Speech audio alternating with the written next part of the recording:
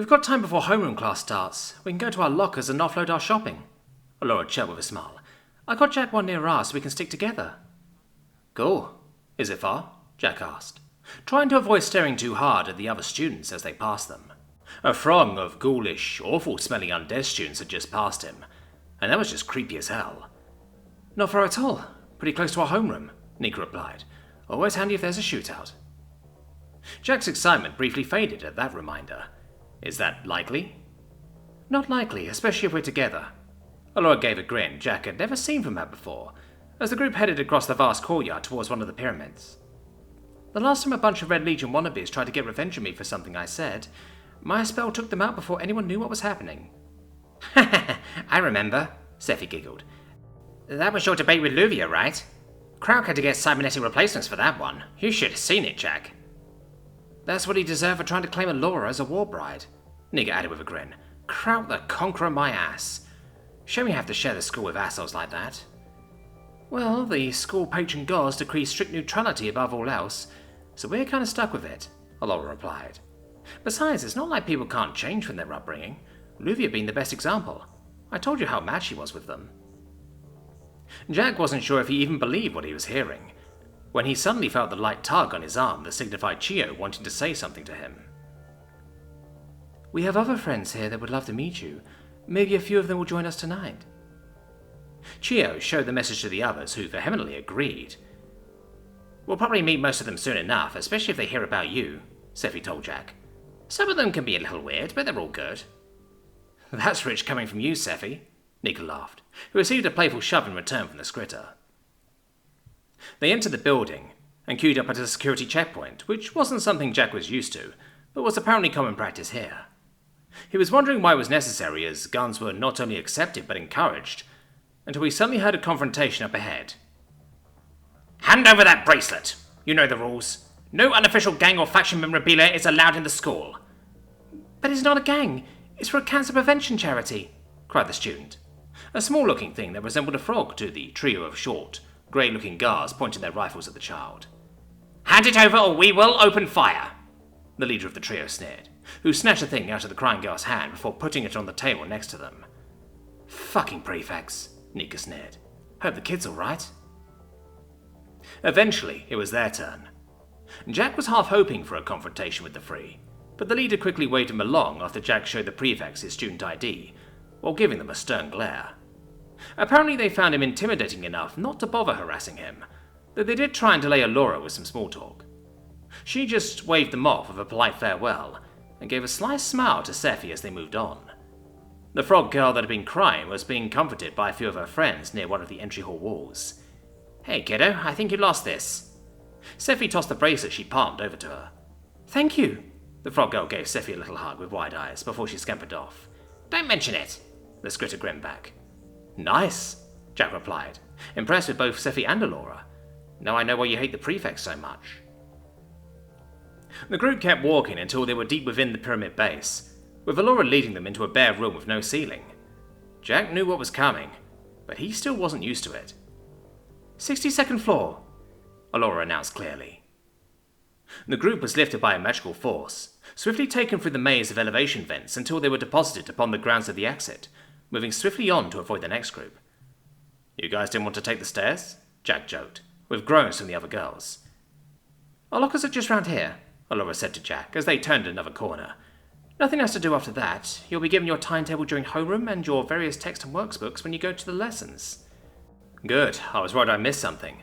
Last thing I want is to get in trouble on my first day. Jack smiled, trying his best to look like he wasn't nervous.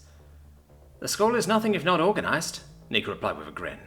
Free text and workbooks, but the moment your skirt is crooked, the teachers get a heart attack. Jack smiled at that. Though he wouldn't need to worry about that particular uniform infraction, the free textbooks sounded like the first sensible thing about this place he'd heard so far. Your locker's next to mine, Laura told Jack as they came to a stop. Hand scanner in the door. Any post and parcels get delivered here since it's reasonably safe. Shame the school sucks at filtering junk mail, Nika added with a groan, as she pulled out a wad of flyers from her locker next to her Laura.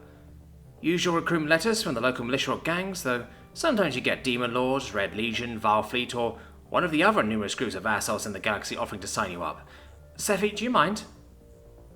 Nika threw the jumel in the air, and as if on reflex, Sephi quick drew 2 pistols and blasted them to dust with green lights before the paper hit the ground. The scritter looked at Jack with a cocky smile, spinning the guns in her fingers as she tried to holster them, before failing and dropping one of them on the floor. "I take it that recycling isn't a thing here?" Jack asked, with a raised eyebrow at Sephi. He opened his own locker and pocketed the 3 letters waiting for him. He'd read them later, though he'd have to ask the others about these factions at some point. He would need to find a way of making money after all. He had the pistol Nika gave him, and while a part of him knew he should probably holster it within easy reach, he decided to keep it in his bag instead. He was just in the process of adding his shopping to the locker and freeing some space when someone came up to them. "There you are!" The voice was feminine, sounding posh and refined as the others gathered around Allura. "Hey, Luvia, you joining me for the school council meeting later?" Allura called, as Jack finished folding up his new clothes and packing them neatly on one of the shelves before shutting the door, making sure it was locked after, and walking around the group to see what was going on. "I'm afraid so," the voice replied with a sigh. "The prefects want more rules introduced again. Honestly, I don't want to bother, but I have to keep up appearances." Moving around the group to stand next to Chiyo and take a look, Jack saw the speaker in question. She was reptilian, about his height, cutting an impressive figure.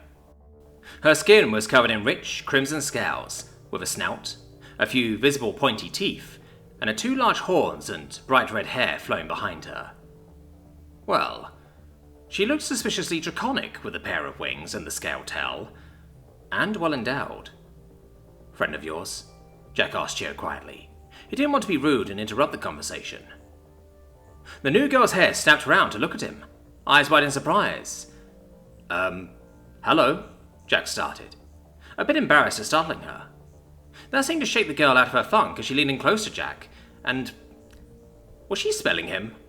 "Oh, hello there!" the girl exclaimed ecstatically, like she had discovered a long-lost treasure.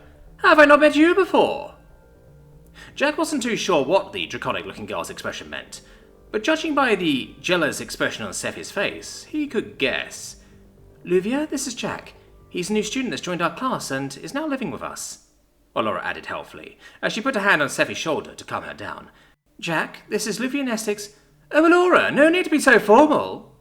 The girl made what Jack assumed was a smile as she took both Jack's hands in hers. "You can call me Luvia. I'm the class representative for Class R17, and I'm in Tyra's house. I'm sure we'll get to know each other very well." "Jack, were you told of the schoolhouses?" Allura asked, changing the subject before one of her jealous friends decided to start a shootout with the bold Luvia. "House? Like Gryffindor?" Jack asked, a little confused. "Gryffindor? No idea, but it's basically like 5 teams named after the 5 original patron gods of the school," Sephi added, more than happy to claim Jack's attention away from Luvia. "There's Astara, Tyrus, Cyrus, Emira, and Nekton." "I wouldn't worry about it anyway," Nika added. "Everyone knows the headmaster rigs the points with Nekton anyway. It's total bullcrap." "Fair enough," Jack nodded, as a chime emanated through the corridors. "Morning announcements are starting," Allura groaned. "Better get to class. See you later, Luvia." "Bye, everyone. See you soon, Jack." She gave him a saucy smile as she turned to go to her own class. "See you later," he smiled and gave a polite wave. The others were staring at him, almost in anticipation of something. Well, that was weird. He gave a sigh, and the tension seemed to deflate. She seems nice enough, though. Jack was a little nervous as the group walked down the corridor to their classroom, the nasally voice of the morning announcer chiming in over the quiet conversations of their classmates. "There will be a student council meeting after school today. Tickets are still available." "Ugh, sounds boring," Nika grumbled. "Who paid tickets to see that?" She stopped when she received a raised eyebrow from Allura in return. "Please note that running in the corridors can cause accidents to yourself and fellow students." "Quite redundant where we have firearms, supernatural powers, and various explosives," Allura quipped, though the thought was nice. "And for our final announcement, all Corrigan students must attend the gym immediately for a mandatory penis inspection day." Jack made a start of that. Holy shit. The guns were bad enough, but did they really... He suddenly realized the group was laughing at a very proud-looking Sephi, doubly so when they noticed Jack's expression. "I can't believe you actually did that," Allura laughed, trying her best to look cross at her friend, yet failing miserably. "Yup," the scritter replied. "Snuck it in yesterday. Bet a few of them will fall for it." "Jack, did you think that was real?" Chiyo messaged him, with one of her silent giggles. "Well, kinda, for a moment. Things are crazy here from my perspective. Well, sorry to disappoint you, Seffi added, still basking in the glow of her prank success. Penis inspection day isn't actually a thing here. She then gave Jack a cheeky look, though, maybe you and I can organize something like Seffi! Yelled the others to shut her up, as Jack's face turned red. Any reason you went for these Corrigans? Jack asked, eager to change the subject. Oh yeah, replied Seffi, seemingly equally as eager to move on from her faux pas. Because despite making up only 0.000013% of the student population, Corrigans make up 52% of the prefect body. They were those grey guys as security from earlier. Those statistics are pretty misleading, Seffi, Nika grinned as they entered the classroom. They're definitely much higher. Jack set his stuff down on the same desk he used the previous day next to Alora and the others. He looked around at his classmates who were doing their own thing, wondering how he would introduce himself to them. There was a group of reptilians he assumed were males that made up the largest group, so he decided to excuse himself and start with them. I feel my blood right arriving soon. Once it does, it's straight to the Red Legion for me. The voice came from the largest among them, an almost 3-meter-tall yellow-scaled brute with bone spikes and red tribal markings along his body. I have no doubt I'll make officer, and when you join me we will become the greatest raiders in the galaxy. Jack didn't know what any of that meant, but figured that if there was any way he'd be able to implant himself in the conversation and make some male friends, now would be the best time to do so. Hello there. Jack gave his best winning smile as he awkwardly nudged himself into a small gap in the circle. I think we briefly saw one another yesterday, but didn't get the time to make introductions. I'm Jack. The group was silent for a moment, just staring at the new boy, before one of the smaller reptilians, of the same species as the speaker, snarled, Fresh meat. I saw him talking with Mistress Luvian Estrix earlier. He has received a favor before us. Another armadillo-like creature snarled in jealousy and indignation. This fledgling just interrupted you, a smaller creature hissed. A snake-like being, with no legs and a pair of thin, spindly arms. He looked at the original speaker with sadistic anticipation, and looked disappointed when they put out a hand to silence them. Greetings, Jack, the giant rumbled in what came across as a controlled manner. It is bold indeed that a potential warrior of the Red Legion finds the courage to speak to those that will one day be in positions of leadership of it, and unarmed at that. Jack was a little put off by the hostility in the others, but perhaps small talk with their leader would win them over. Actually, I don't really know anything about the Red Legion yet. What is it, anyway? That definitely didn't get the reaction Jack was hoping for, as he did not mistake the looks of anger and disbelief. Jack's effort to make some new friends was going poorly indeed. You spoke to Luvian Estrix and have no idea what the Red Legion is? I shall fight the flesh from your bones! This time the leader of the group had no illusions of calm, and towered menacingly over Jack, who didn't move back an inch. That's how you want to play it, huh? Your call, Jack growled, almost like a whisper, clenching his fists and not blinking, ready for the incoming attack. Alright, that's it! Back off! Nika was leveling some kind of pump shotgun at the leader, with Sefri covering two of the others with laser-sighted pistols, and Alora with a wand and Chio just looking menacingly, and the reptiles backed off, staring daggers at Jack, who needed Alora to gently guide him back from the brink of attack. Sorry, we should have warned you, Nika told Jack, businesslike as her shotgun seemed to shrink in on itself to fit in a pistol-like holster. Those guys are Red Legion assholes. Yeah, I got that early on, Jack replied in thought. I understood the initial hostility, but I figured I'd give them a chance. Seems like they were looking for a fight. We would have blasted them if they tried, Seffi grinned, as they got back to their desks. I appreciate it, Jack replied slowly, a little conflicted, but that just means they'll see me as a target to go for when you're not around. The group was silent after that, as their teacher walked in to take registration. Only Nika knew what Jack had truly meant. She had seen the clenching of his fists, the shifting of his feet, and the air of someone ready to fight. The group of Red Legion aspirants in their classes were known bullies, used to others kowtowing and acting subservient towards them. If Jack fought them, and fought hard win or lose, they'd likely leave him be in favour of easier prey. But could she and the others simply let him do that at great risk to himself, if they could do something about it? Jack hadn't even readied his gun. He kept it in his bag, electing to go for an unarmed fight instead, not looking confident in the process. Nika decided it didn't matter. She'd just have to see how good the human was, and she would have his back either way.